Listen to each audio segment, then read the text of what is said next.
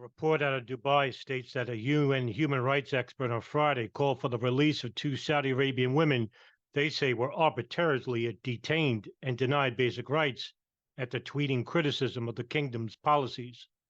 Salma al-Shabab was sentenced to 34 years in prison, and Noura bin Saeed al-Qahtani was sentenced to 45 years last summer after they were arrested in separate cases in 2021.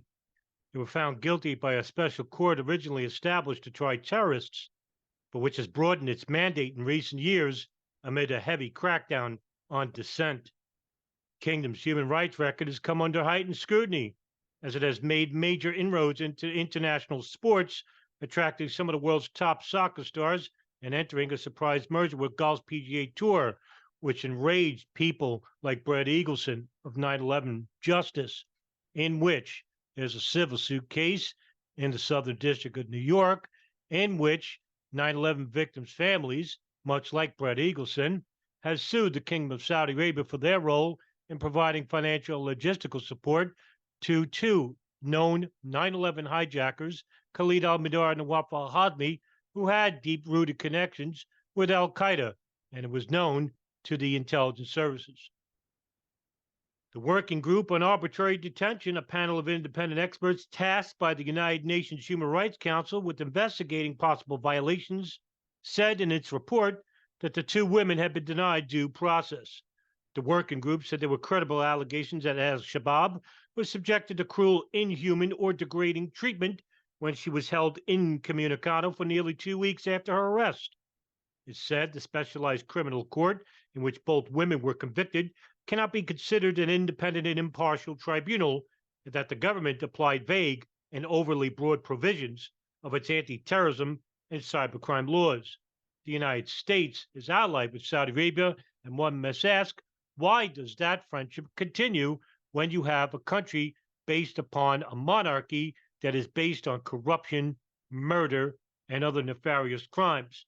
In 2021, the media monitoring group Reporters Without Borders said that it filed a criminal case with German prosecutors targeting the Saudi Crown Prince Mohammed bin Salman and others for the killing in Turkey of journalist Jamal Khashoggi. The complaint alleged that Saudi Crown Prince Mohammed bin Salman and several top aides not only committed crimes against humanity against Saudi-born Khashoggi, but also are responsible for what they say is widespread and systematic persecution of journalists who are critical of the kingdom in Saudi Arabia. The Paris-based Reporters Without Borders says it chose Germany because its laws allow prosecution for some crimes committed outside its borders. The director of international campaigns, Rebecca Vincent, said the complaint also accuses the Saudi government of what it calls the arbitrary detention of dozens of journalists. Rebecca Vincent would quote, "We're hoping that this will start to chip away at impunity for these sorts of horrific crimes against journalism, not just in Saudi Arabia, but elsewhere," end quote.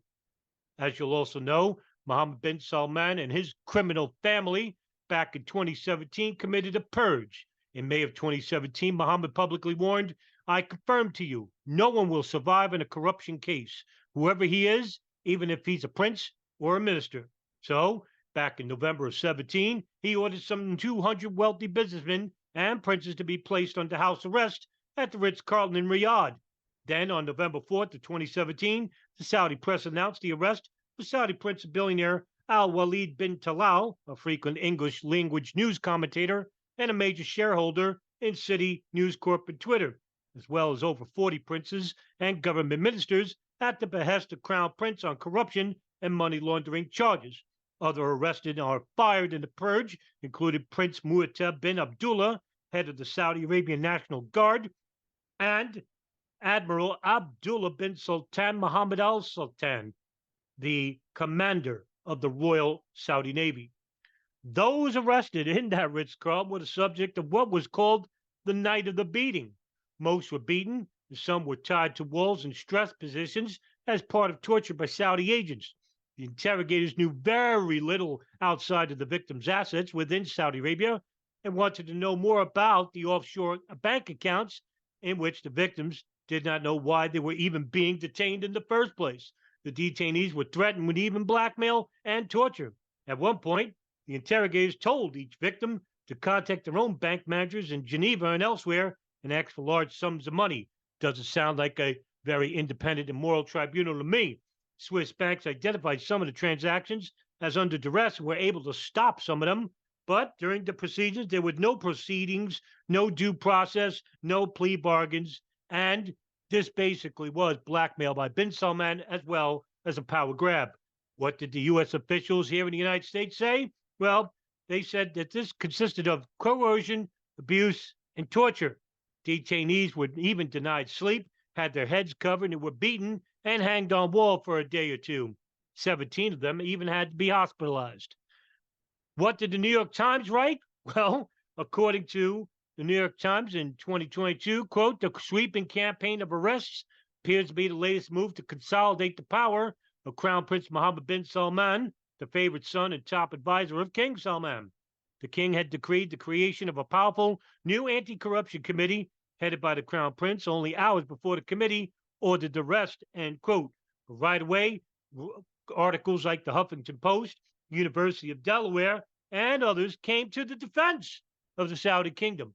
This is what happens when you have two foreign lobbyists, two of the richest foreign lobbyists, the most powerful that influence the United States, that you can get away with crimes, crimes against humanity, war crimes, crimes of aggression, egregious crimes, financial crimes, murder, as long as you pay the United States.